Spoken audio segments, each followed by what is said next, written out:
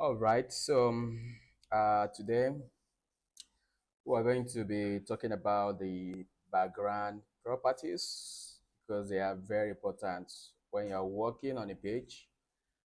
Most of the time, you see that that page is having a background, or when you're working with a particular element, there's always a background, or most of the time, you always see background there at the back of that element. For example, now look at this site. It looks like it have this kind of a lightish orange, and here you have the orange on the button. So how do you change the background? As you can see here too, it have background going on, another background here. This is another one, but if you look at this one, it's having two type of background. It have the image, and at the same time it have the color. It all depends on how you are getting your image. So if it is image that have the both the color and the background image, just include it on the page. But if it is not, then you have to do the two of them. And we have the way we used to do it because you can't just put the two of them on a separate line. It have to come together. But first, how do you apply background or your element? And in order for us to see what is going on, so I will be selecting the body so that you can see some of the property in action, because it's when you have a large like something that is really large for you to see that background very well. That's when you can see some of these property in action. If you just use it on an element that is small, you might not really see they are working, but your eye will not see that something is actually moving around. But with body, you can see everything is inside the body, and we have a lot of content, so you are going to see what is going on there. And the most used property under the background is the color, which is this background color. And I mentioned something last time, which is the same shorthand property. You know, I mentioned that some property you can use them to change multiple things at the same time. So instead of using background color like this, you can actually say, you can actually type background. So with this background, you can change every other background property at once on this line, but it's kind of a complex. But majorly, what you'll be using it is to change image or to change the color anytime you want without you specifying the one that you want. So if you want color, just mention the color in front of it. It knows that you are changing color. And when you want to deal with image too, it can help you to change image. You just need to give it what is going to generate that image, and it's going to do the necessary stuff for you. But instead of me using this shorthand property, I'm going to use the normal property for changing color. So this one now, you're only focusing on color. You cannot change image there. So here we can use any of the method that we've talked about before, like HSL, RGB, then hexadecimal, or the name, and so forth like that. So you can use any one of them, but I'm just going to use red here. And as you can see on the page, the element is showing the background that we want. And if I don't want this red, I can just use yellow, and it's going to change it to that background. But what if you don't want to use color? It is image that you want to use as a background. So instead of us using background color, we can use background image. But this background image is not just for displaying only image. It can help you to display gradient too. Now, when you're talking about gradient, it's just you mixing multiple colors together, coming in together to form a background. If you go to some sites, you see that this thing is being used there like that. I think, which site can I even go to? Let me even, as you can see from here, this is what we call gradient here. So, but it's not showing the video, so that's why I want to do the stuff. So let me go to this site, which is our content. So going there, as you can see on this button, it looks like is this thing. This is not one color here. If you look at it, this thing is having like a orange or yellowish here, while it is having this green close to that orange. So this is gradient going on there like that. Look at this button here too. As you can see, here is green, while this side is like a orange color that is going on there. So that's a gradient. You can see here too. So this is what we call gradient here. So with this property, you can use it to generate gradient, and at the same time, you can use it to generate image as a background there like that. But for now, we're just talking about putting it at the back of the content, not putting it on the text, because The way you do this one is not the same thing. And when you say background, it only put it in it at the back.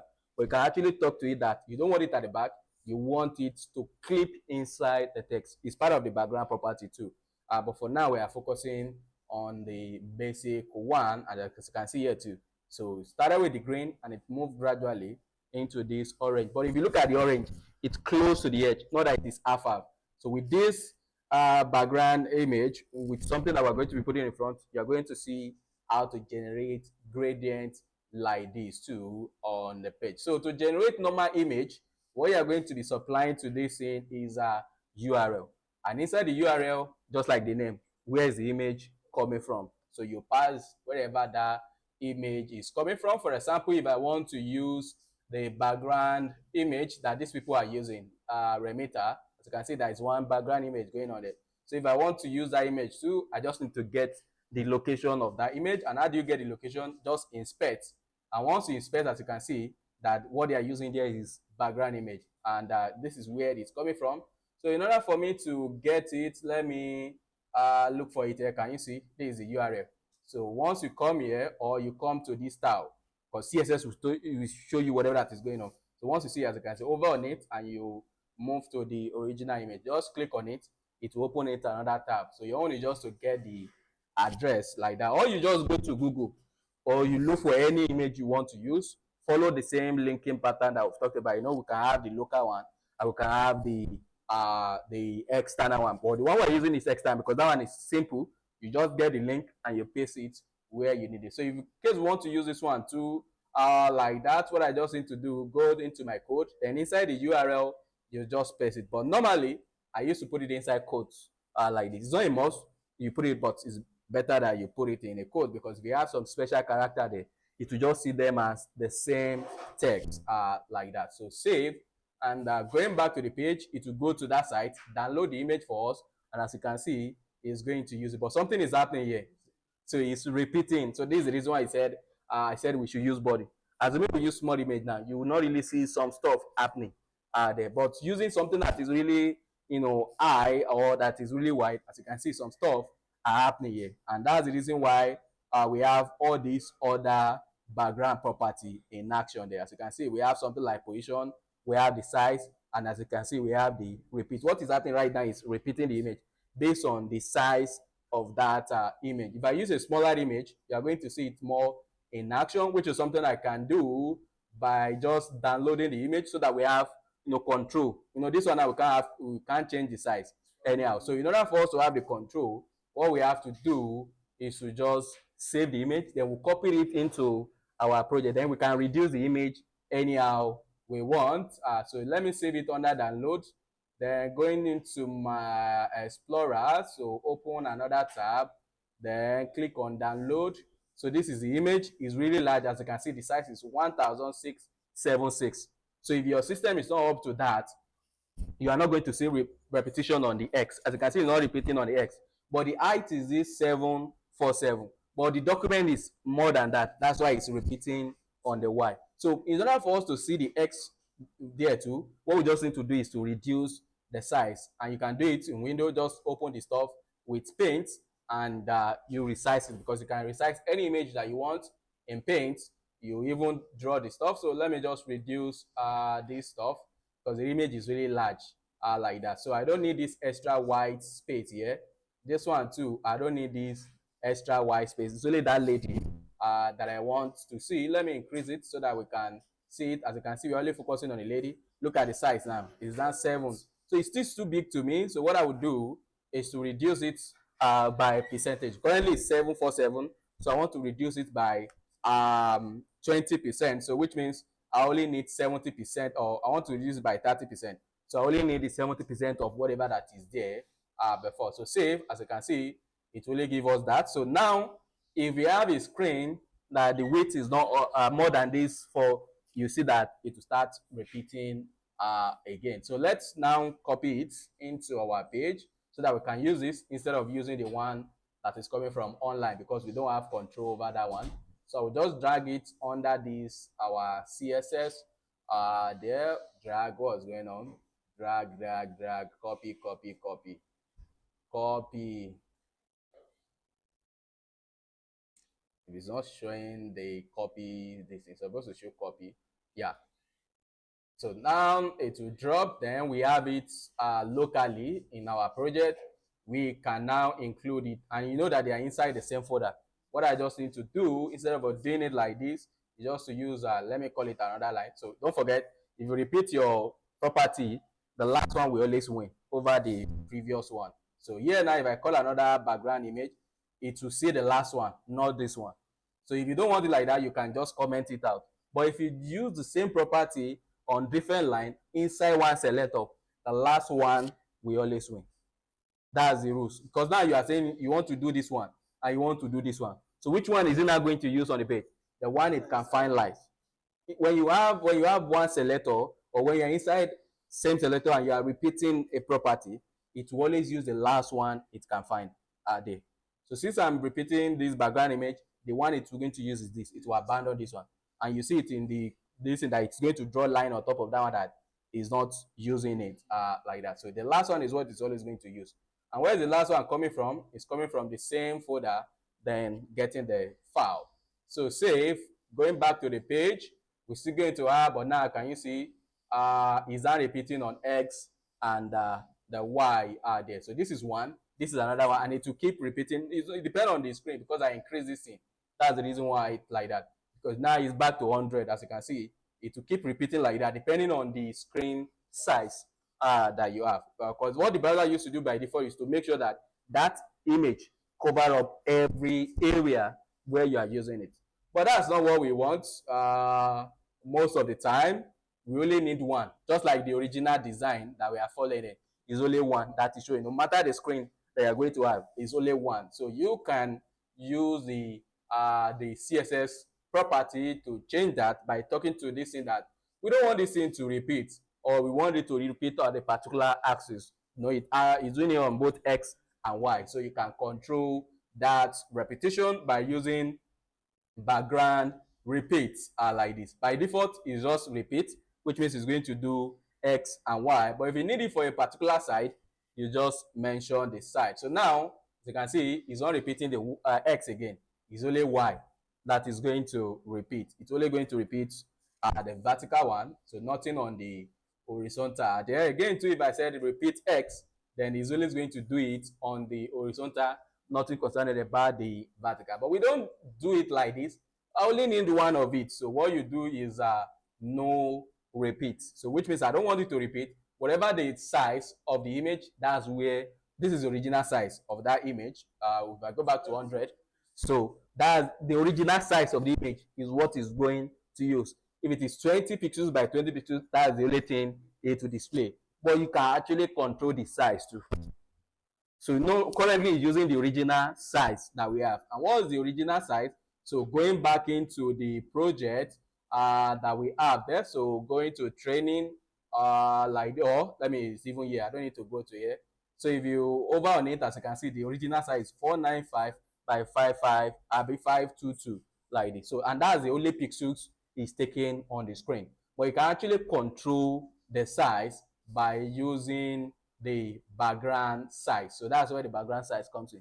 So with this background size, you can control the size of the image that you are using on the page. Even though you are this size, so but when you get to the page, this is what I want you to display for me on the screen. So we have background size, and background size too is a shorter property because you can use it to change, as you can see, well, background size like this, like that. It can use it to change both the X and the Y, or let's just say both the width and the height of the image. So whatever value you put here, that's the width of the. If you don't supply this one, it will adjust it based on whatever you use for the width. So it will, because the way the image is, it will look at it and make sure that the proportion is still maintained based on what you change. But if you change the two of them, it doesn't do anything for you. Whatever you put there, that's what is going to, just like your normal image.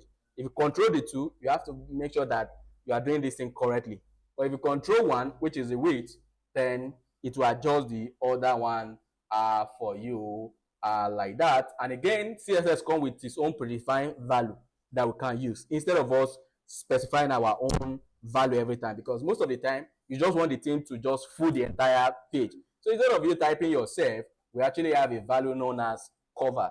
But there's a problem with that one. So when you save it, the job of this cover is that it will look at the entire box that you have and it's going to make sure that it covers everything. But it doesn't care whether some area are cutting out or not, because what it's doing is dragging the image and make sure that it covers the entire box. But some areas are going to cut out, and that's why you see that that site use a like the image, see that there's some extra white space at the edge, so that by the time the thing drag the stuff, is the white space that is going to go, it will now remain the normal distance, which is something we can do too. So instead of us using this one we're using, so I can just comment it out so that it doesn't use that one again. It will now go online to download the image for us. But if you see, look at it too, the thing is still really big, because let me go back to 100. See that it's still cut out like that. But we can actually control it. But in order for us to see what is going on, because I don't like to use white. White is looking like the what is on the page. So I don't like to use white. So in order for you to see what is going on the page, let me go to this site and pick their image, because their image doesn't have white. Because white now, it looks like the background. So you might not see that something is actually moving on that page. So let me go to this site. They used to put one image here, and as you can see now, this one is not having white. So we can just right click on it too, like that. As you can see, it's not showing. This thing is telling you that this is background too. Like, because when you need to place something on top, it's always good that you use background. It's kind of easy to do. So as you can see, they have background color. So where is your background image? Where did you hide it? Let me enter this one. Yeah, they actually use image and the ID. They are using position. You're going to see how to do this one later on. This is another. When we get under the transform, when we get under position, that's when we'll be talking about that positioning property. So I've gotten the image. What I just need to do is just to get the link to it like that, because I don't want to save it. So again, down here, what I just need to do is just to connect to it. So background image, URL, then inside the quotes, just paste the stuff, but don't forget at the end, the semicolon needs to be there. So it is here, so save. We don't want the browser to download this one because it just is useless. So let me just, and again, let me move this one down since it's the one I'm using.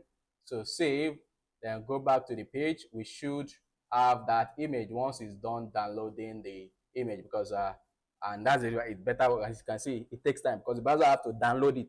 I have to go to that place and get it. But instead of us waiting for it to download the stuff, we can just save it.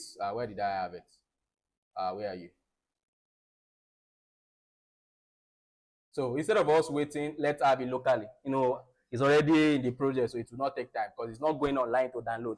It's already on my system, so it will not be going online, because it depends on the size of the image and how the network is. So we determine how it's going to get this thing easily, like that. So saving this, let me check the size.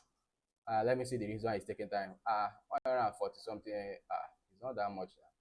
Why is it not taking time? But let me drag it to the project for that, because it's not even up to 1 MB, so it's not supposed to take time. But which means the network is slow. So let me drag it here. Copy, show copy. What's that? Who is moving around it? Who is it?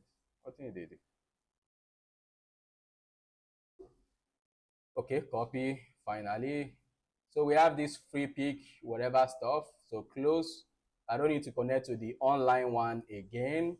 We already have it locally. So let me just connect to it. Dot slash should bring out the suggestion for me. Then I will just pick the one I have there since they are inside the same folder. So go back to the page. Going back to the page. Oh, this thing is displaying in two places. So going back to the page, as you can see, it will not take time to load image. I've just reload the page and it looks like the thing is there like that. You can see, because it's locally, it's not going online to download. But that one too, the one that is going online to download, because that's the first time. The browser too is smart. Most of the time, once you download something, it used to catch the stuff, put it in a storage there. So the next time you load the stuff again, it will just go to stuff and pick it up like that. But let's just use the local one, and as you can see what is going on. No, there is no white area, so we can see what is going on right now. The reason it's looking like that is because I use cover. It's not using the original size like that. So by default, it's going to use the original size. Can you see where it stopped?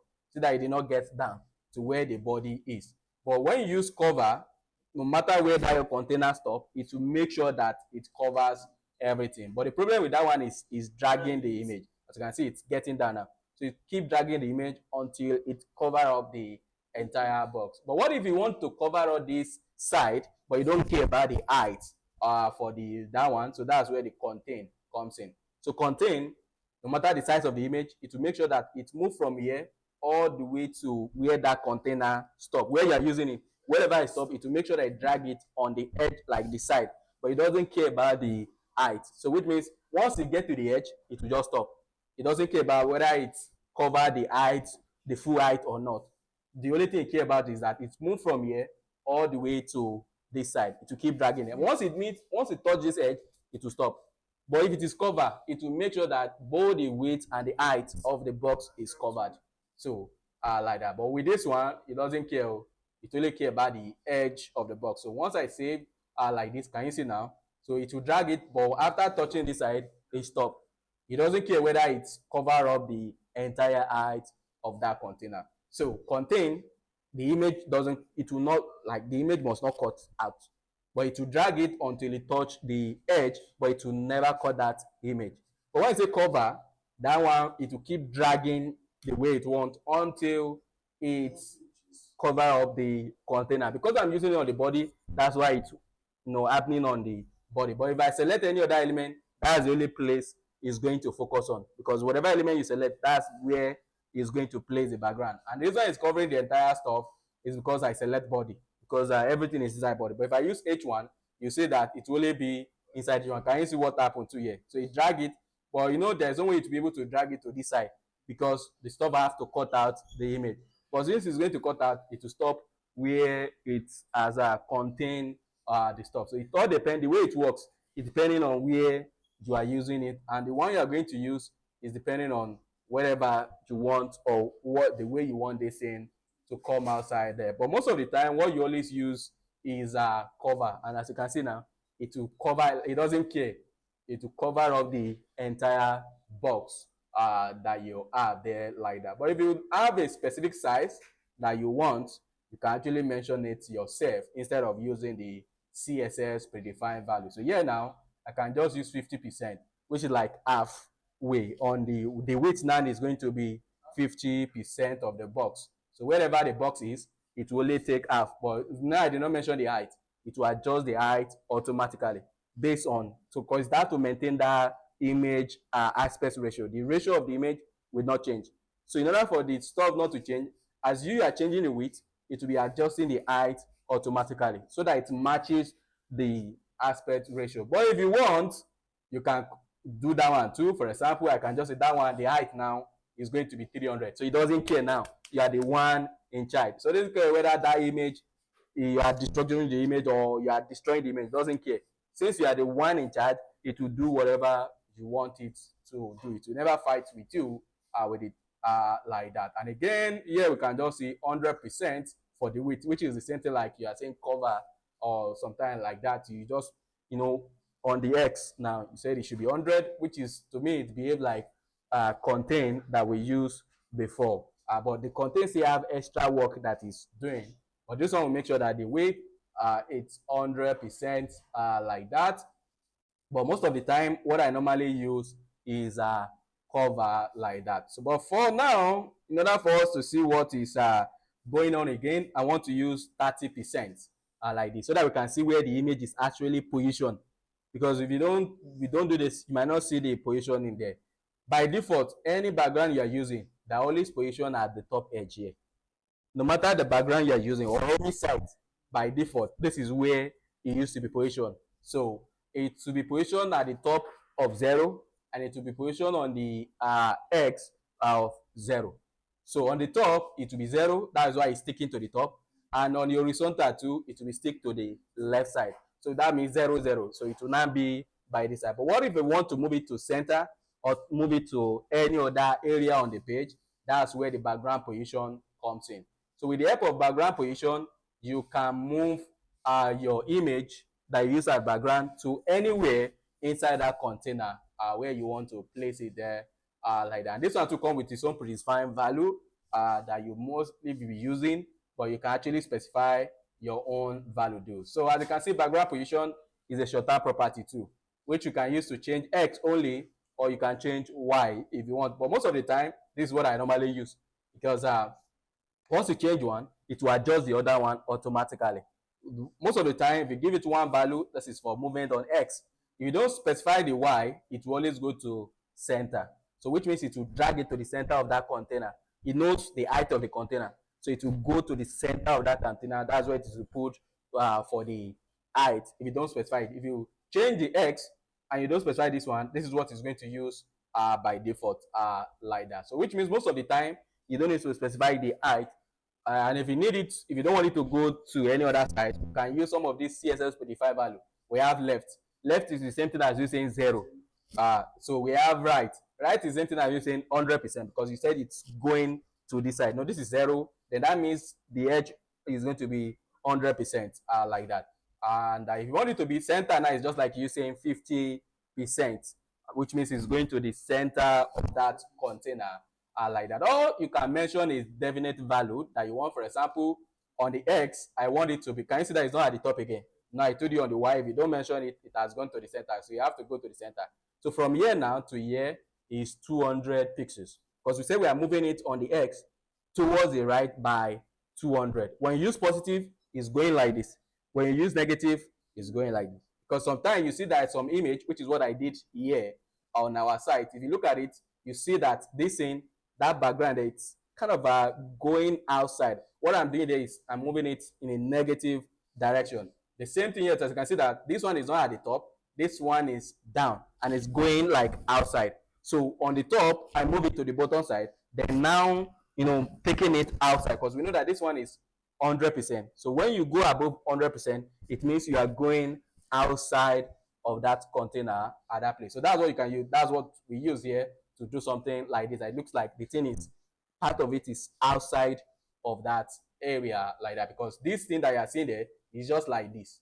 This is like the way it is. But what we have to do is to move it outside.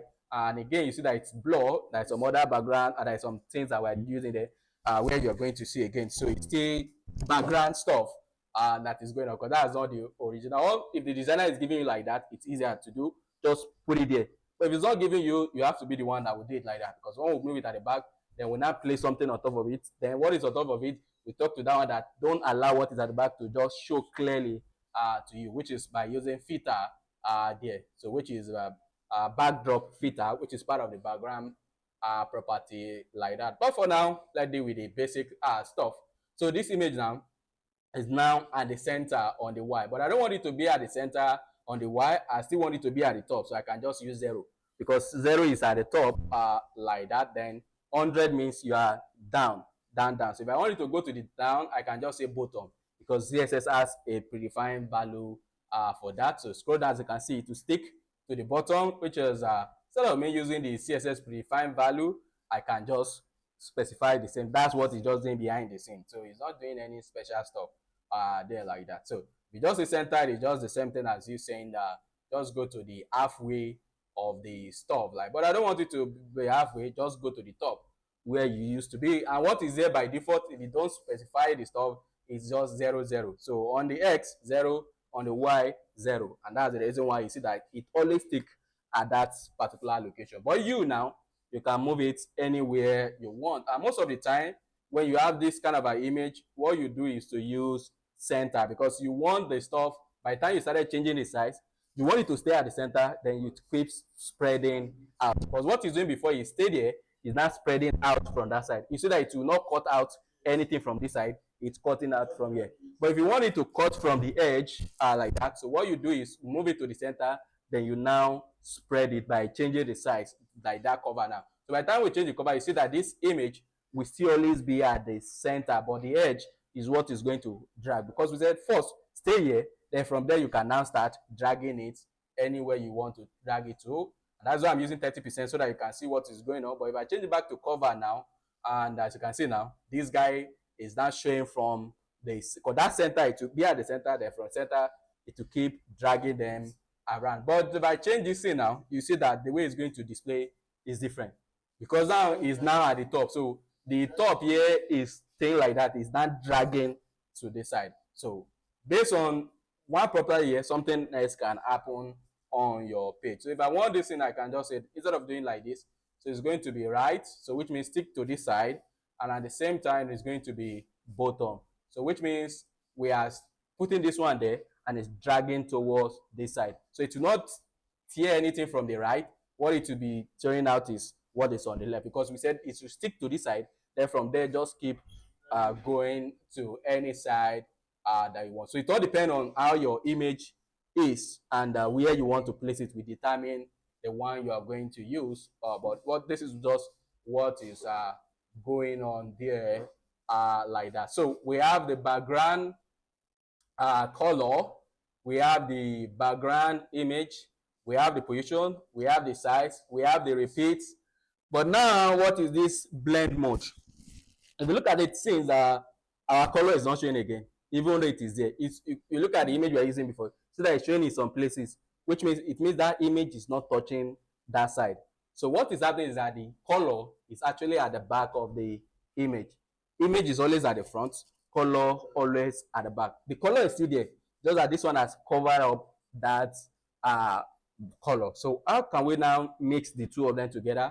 That's where the background blend mode comes in. So with this, you can blend the background color and the image together, which is going to give you some kind of a nice design. Look at this, our image here that we're using. See that everything is showing. But if you look at the original site where it's being used, see that it looks like kind of like a blackish color is overlay on top of it. It's not. This is the image, but look at the image here. Look at the way it's being displayed on the screen. See that it looks like it's cool or that, but the original stuff is not like that. What is actually going on that they are mixing two things together.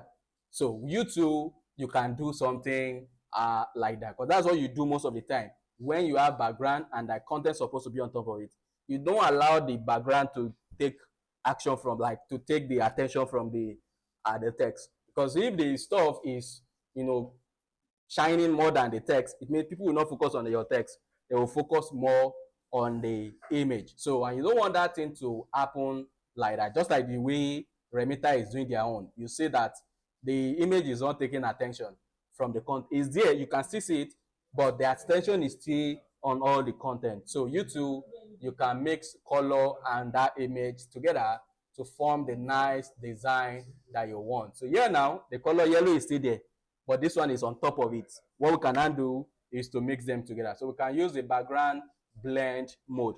So if you are someone that have been using Photoshop or any of these editing tools for graphics, you will have seen all this in there already. So these are kind of like mathematical method of you mixing colors together.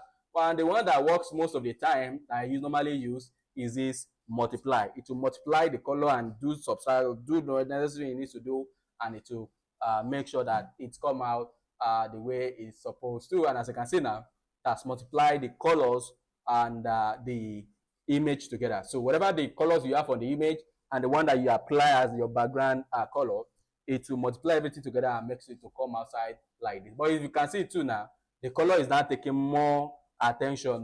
So what we can do here is to apply what we call alpha channel.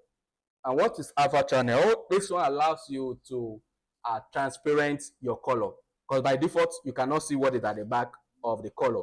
So what you can now do here is to just reduce the alpha channel, because when the alpha channel is 1, it means you cannot see what is at the back of that color.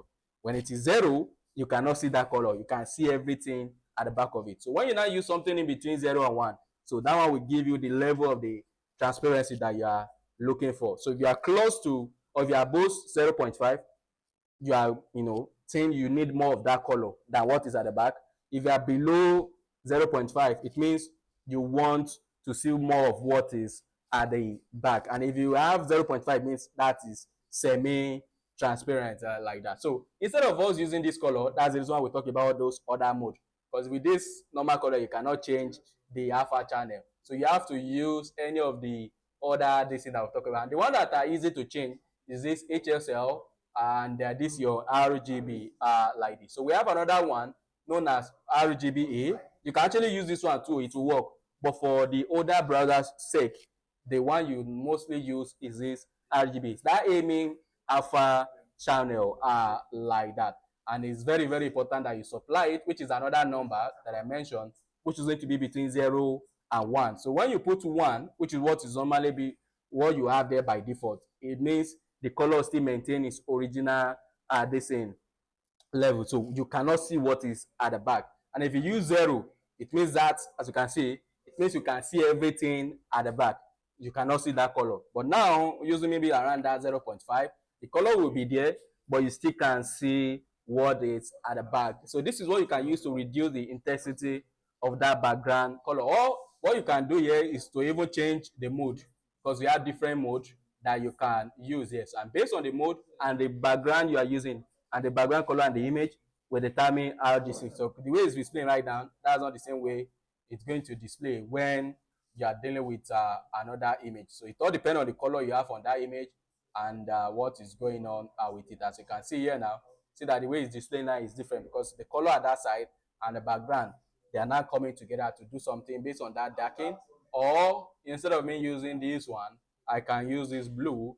As you can see, it all depends on the color and the image that you are working with at that time. And again, but the one that works best is this multiply, because it always make it like it will make the image, the color to come on top of that image, which is now going to add like overlay on top of it like that. So now, as you can see, we have more of the content coming up, and because I use this 0.5, so I wouldn't want more of the content, so I just need to go close to 1 because it will give me more of the color rather than the background. So you can now control the intensity of the stuff. When it is 1, it means it's just normal this thing, so it's going to give more power to the color. But instead of the color having more power, I can just apply my transparency like that by using alpha channel to control more of the color that I want like that. It's still that same color, but now the content is more focused than the what we have. But if it is the way it is before, you say that the background, it will be fighting with the content like that. But with the help of this, we can quickly fade the color. And the one that we normally use, we don't use all this kind of, you see that it always go to this dark area. And that's why you see like a dark stuff on top of it. So what we normally do is just apply a bit of dark, and this is what you use to apply to change transparency. So if you go, as you can see, it is 1, which is the same thing as you not adding it at all. But once you do, as you can see, change to RGB A like that. So which is the A to add the alpha channel. If you are going down below 5, you are having less of the color. If you are going above 0.5, you are having more of the color. So that's how it works. And this have gone down, as you can see, we don't have more of that color. But if I go up all the way to 0.7 or 6 like this, so I'm trying to add more color to the stuff like that. So that's how it work. And you can apply any of these things to any element, not just the body that I'm applying to it, because I want you to see some of the property in action. You will not see anything, or most of the time you not even see what is going on if I just apply it in a particular area. So you will not really see much of changes. So that's why I'm using body, because there's a lot of content inside the body there. And as you can see, it gives all this kind of a cool and nice. Or instead of me just using this background position, I can just use left top here like that. No, on the X, stay by this side. On the Y, stay at the top, which is the same thing as you typing 0 0, because left is the same thing as 0, top is the same thing as 0. So right is the same thing as 100%, bottom is the same thing as 100% like that. And as you can see, we have the content, but the guy now is gone because we are more focusing on the left side of the image and the top side of the image, not the center. But if the center, you see that the guy is at the center, so we have more of him at that particular place like that. And that's what they are doing on this side, because it's more of placing it at the center of the box, because they don't want it to go outside of the thing like that. But for now, we just have this because our own, see that we have a lot of content. No, their own is not scrolling, so that's why it's not dragging it much. But our own we have much content scrolling, so it have to drag it all to that. Assuming our content to stop here, you see that it will not be dragging anyhow. Or once I increase the screen to or reduce the stuff, which is going to give more room, you see that it's coming out, but it's not looking nice because I've reduced this in a lot. Let me just go up like this, because we have a lot of content inside the body, so it needs to make sure that it drags the stuff and it cover up everything that we have on the page. So I've been talking about this since the only thing I'm just using is image, but I told you that this background image can be used for gradient too instead of using image. So I'm going to comment out all this one. Let me just comment out them and select another body so that you can see it in action. So for reference sake, I will leave it like that. And down here, I'm going to select body again, then background image or just background in general. Then instead of us using URL now, what we're going to be using is linear gradient. So this is a function in CSS that you can use to mix multiple colors together to form a gradient. But we have different type of gradients. We have linear. Linear means that like a straight line. So once finish here, another one follow. Then you two finish, another one follow in a straight line. But that's not the only type of gradient that we have. We have repeating gradient. So that means that one will keep repeating the pattern that you supply. Or we have conical, which is like a circular stuff. So for example, this is a conical gradients like this. So it's circle in a circular form, but you're not mixing the color. So each one of them is now rounding, going outward or inward, depending on what you supply there, like that. What's going on? So depending on what you supply, so yeah, conic, but it's conic in CSS, but what I need is image. I don't need the actual stuff. As you can see, it will move. So it's like a circular. It move. As you can see, the way it move, it's not like a straight stuff. So this is what we call conic, and you can use it to create nice or some crazy gradient. For example, like this vits.dev, they are using something like that here to create some kind of a gradient. As you can see here, see that the gradient is not following each other. They kind of scatter around, so you can use it to do some kind of something they are doing here. So that's how it works. But we don't want to do this. What we actually want to do is our linear. So we have a linear gradient. So that one is just moved like a straight line. So it's not, as you can see, as one is done, it's moving to they're always in a line form. So you, for example, it can be diagonal like this, it can be like this, it can be like this, it can be like this, it can be like this. But that pattern is always like a line straight that follows each other, but it can actually come in. So like this one, it's moving from here to here, but it's still a line, not that it's in a circular form. And that's the one we want to generate right now, because it's quite simple and it's what you use most of the time there. Like that. For example, I have it here. Where's what's going on? What's going on? Why did this browser remove my? Why is it removing my this?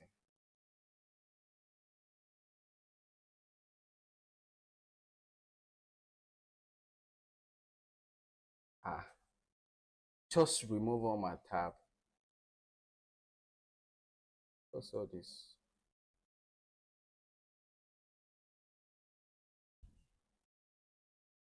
This is the other one too.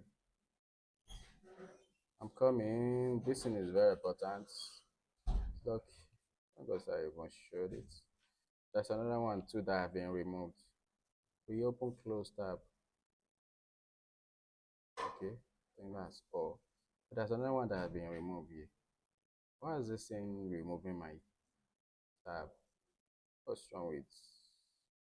All right, so how do you apply the gradient? So what you just need to do here, the basic stuff, is just to supply the color that you want to mix. For example, from green you transition to yellow, then from yellow you transition into red, from red you transition into Rebecca uh purple like this. Is that the way it is?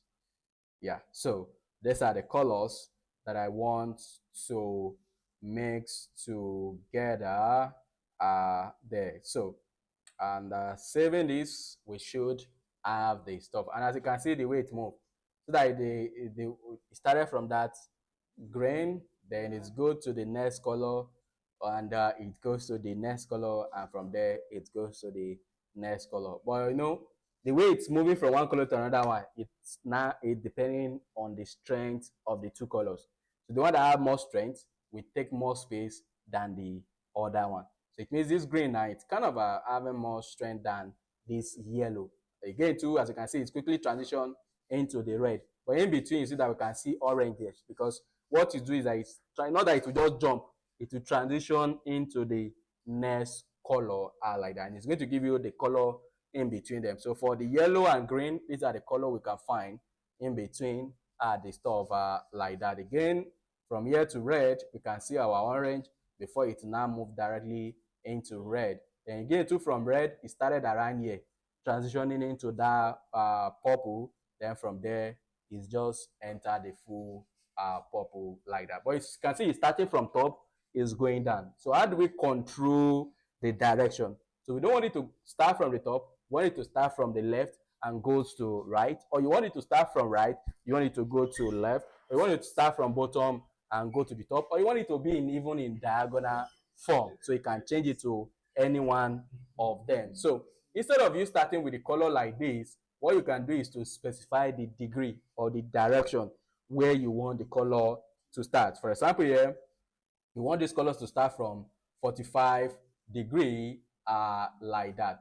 But instead of you using mathematics stuff, it's not every time you be using your head to calculate. CSS have to define value for all these common angle there like that. But if you need a custom one or you want to do it yourself, you just use the degree like that. As you can see, 45. So this is like 90. Then it's now taking 45, which is like it's starting from the diagonal here and it's now going up like that, which is something I can show for this H1. As you can see, it starts from there and it goes up to the other edge like that. In order for us to be seeing it, I will just use this, but I will use body because something, no, I don't need to use body, or you're going to see it later on. But let me give it height first. So height should just be 300 pixels. We'll be talking about all this one in the next class like that. As you can see, it move diagonal like that because I'm using, but instead of me using all these degree and be scratching my head to know, okay, which degree the I is supposed to use to move from here to that side. So you can actually use CSS with its fine value. So you can just say to, then you mention the side that you want this thing to go to. So where you want it to end. So it will start from that opposite of whatever. So if I say to left like this, it means you are starting from right, it's going to end at the left side. So as you can see, like that. So it will start from the right, then to end on the left. So if I want it to be the other one, I just need to say right. So now it will start on the left, it will now end on the right like that. Again, you can mention the top like that. It means you're starting from the bottom, it's going up. Whatever you mention there, that's where it is going to. And again, we can just use to bottom like this, which is what it's doing by default like that. If you don't mention it, if you don't mention the angle, this is what it's going to do for you by default. Again, to what if you now want to mention the diagonal one? So don't forget, this is the top left, this is the top right, this is the bottom left, and this is the bottom right. So you just need to add that side there. So yeah, you can just say bottom right. So now it will end at the bottom right, but don't forget to start from the opposite side.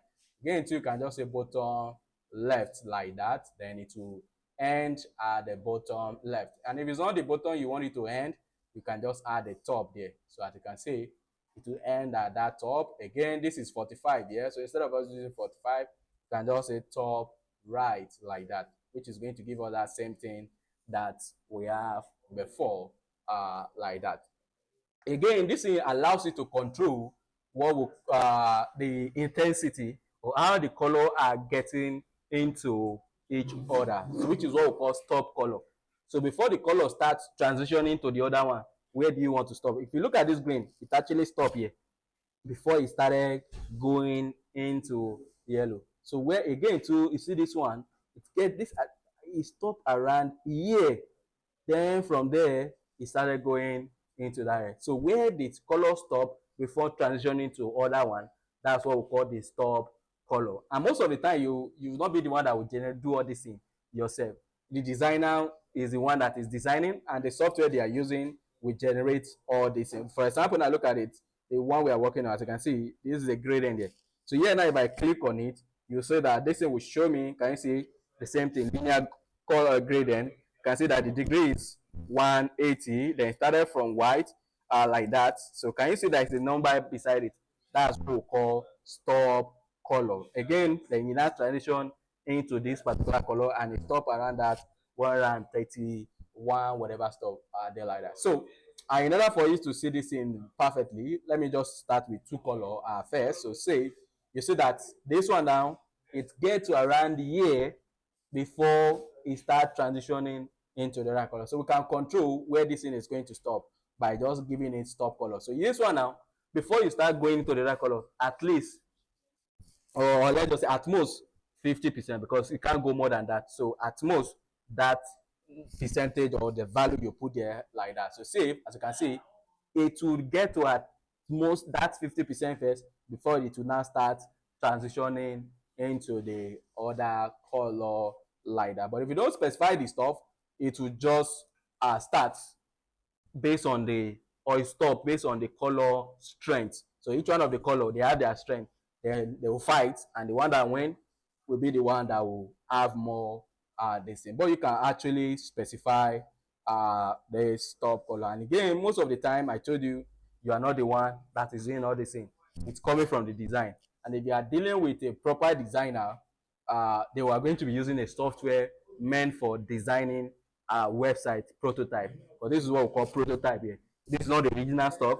This is just showing you how things will look. So it's not you that will not develop the site. So if the designer is using a correct this thing, it's easier to just go to that software and you see whatever that thing is. You just, your own is just to copy it, but you know what is going to cause. Sometimes you might need to make adjustment. That's the reason why you need to know what is going on. But most of the design we're going to be working on later on there like that, we don't really have a Figma design. So we have to use our edge based on what we are seeing on the design. There, for example, let me open this. Which one here is using gradient? Is there any other one? Is there anyone that is using gradient here? Technically, even the calculator, it is image. The gradient that is here is image, so it has been included already. So we are not putting it from the, as you can see, it's have that kind of a gradient stuff, but that one is background. It has been included already. So if you check under the images, it is there. So because whatever, as you can see, they are there. So we don't need to do this one. It has already been given to us. So we don't need to start doing it from CSS. We just need to include the image as background, straightforward. So for this one, we don't need to use CSS for that. But there are some pages or some site or some element that you have to create gradient yourself. Like they will not supply for you. So you have to be the one that will create it. So if it is supply for you, just use it as background. If it is not, then you have to look at it, then use CSS. Of course, now you can, the design will be, you don't just work from your head, you work based on what is given to you. That's not your job. Your job is to convert what they are designing to a proper stuff. Even when you want to work on your own, you have to go online. Look at this one now. So this one is having gradient. So if it's not given to you now, you have to do this one like that. So let me open the stuff, and once it's done opening, what's wrong with this system? So once it's done opening, there you see that it's not just one color. As you can see, it started from this like purple like that, then it enter blue. So there are two colors going on, and as you can see the way it moves, it starts from the top and it's coming down, and that's what is there by default. So it means you don't need to do anything when you start with the purple. What you just need to do is to get that color, and you can get the color. So to get the color design you are working with too, or most of the design we're doing, there's something known as style guide there. So inside this style guide, that's where you're going to see all the colors that is being used in that project. So once I drag it to VS Code now, no, Let me drag it to VS Code. Then it's going to show the stuff for us. What's wrong with this VS Code? Just drag it to open, and as you can see the light red, you can see they have the cobalt blue, but they did not put that orange there. So that orange is there, so which means I can actually get, based on this now I can get it. Sorry, not that orange. It's the purple that I want to talk about. Okay, can you see? It's even there, sef. Can you see? For the gradient, can you see what they say you should use? So it should be this into so can you see all the color you have to use for that? So you can see they did not do it, but they give you the color. So it's that less for you to mix the colors together based on what is. So what we just need to do here is to get this code here. So copy, then go into where we need it. So let me remove all this one, then remove the green that we're using, then paste this color again, get the second one, because as you can see it started from here all the way to this blue one, which is what they call that light royal blue. This one is called the light slate blue. If you just say light slate blue, there is nothing like that. There's no color, but that's the name they are giving to this stuff. That's why I say most of the time there is no name. What you have is just the color code, because it's not the color that have name in the code like that. In your VS Code or CSS doesn't recognize all this name. They are just something that is coined by the person that is working on this thing. So once you save, as you can see now, it's now, but because we've given to the direction there, so it's not doing what's supposed to be there. But what we can just do is to do to top like this. So, no, not to top, to bottom, because that light one is starting from the top and it's moving down. And as you can see, we have that same kind of stuff that is here. The only thing that is just here is to make the box to have this edge, and again to be side by the other one. And as you can see now, things will start coming. Again, this is another box entirely inside it like that. So, which is not something we know now. In the next class, we're going to see how to do all this edge, turn something to circle, and so forth like that. So that's what we'll be dealing with tomorrow there like that. So we have this background image where you can use linear. This is not the only one you have. We have conic, but this one is kind of a crazy, because in a circular form there's a lot of things. As you can see, it's not showing, but this is not the way you supply its own value like that. So you have to use at maybe 50%, 50%, because you are dealing with a circular stuff, and you start, you can see now the way you specify this one is different like that. So let me use 70 on the this thing. As you can see now, it has come down at the Y side. So this is the X side, so it's at the center. So if I want it to be close to the I can just use 20% like that. So again, they start at the center for the Y like this. Then you have all this color, and you can start all this one too. You can move them around anyhow you want, or turn it to circular, whatever stuff. But for now, we don't care about this conic gradient. What you always use most, or what most of the design will give you, is this linear gradient. And as you can see from the design here, most of the time it's only linear. But if it is conic, that one requires some math, because what is going to just math, basic math stuff, because we are kind of specifying the radius of the stuff where this thing is moving and so forth like that. That's what you just be doing there, and it's going to be applying whatever color that it needs to apply there like that. So in our next class, wait, where's my why my H1? My H1 is having these eyes. So in our next class now, we're going to be talking about the box. As you can see, the position, this is what I was talking about that time. But the position is not something that we're supposed to explain before this display. Display is supposed to come before it, because we want to start doing something before we get into this one. So that one should be done. Box, yeah, after the box, what's supposed to follow is this one. So all these other one, they are just some. So with this, the top we can start doing something already. But when we now get to some places, all this one will now come saying, wait, oh, you are not supposed to be here. This is not what it's supposed to be. It's supposed to be here, like that. So save. But this one is useful when you need to place your element in some places on the page that are not following the normal page flow. Normal page flow, you can see you put this content there, then this other content follow, the other content follow. But there's sometimes the content you want to work with, they are not like that. Even though you type them in this place, that doesn't mean that's where it's going to appear. So you want it to appear in the other places. So that's where all these kind of a crazy stuff comes in, like that. For example, now if I move this thing into the mobile screen, as you can see, things has changed here. And once I click on this stuff, can you see the way it's not coming out? See the way it is before on the desktop, they are here. But when you get to the mobile, now it's appearing in another side. So just because we place it at the top doesn't mean that's the only place it can be. You can actually like position them to another side. So that's where the positioning property, because without positioning property, you cannot do this like that. So that's how this thing works. But first, they are not needed. We can start doing something else without positioning property. You can start doing something on your without, you can even build a proper page without positioning. But sometimes you need them, but not always like that. So that's where we'll stop, and